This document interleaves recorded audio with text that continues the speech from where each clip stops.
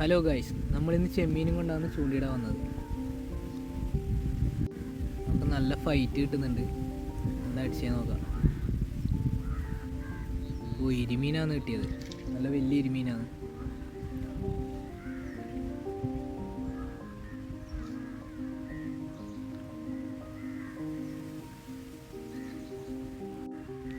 ചെറിയൊരു കച്ചായി അടിച്ചിട്ടുണ്ട് ഗൈസ്. ചെറുതാണ്, ഇനി നച്ചറ കച്ചായി എന്നെല്ലാം പറയും.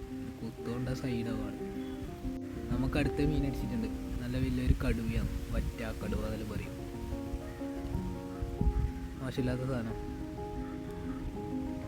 പിന്നെ കിട്ടിയ ചെറിയൊരു മടലിയാണ്,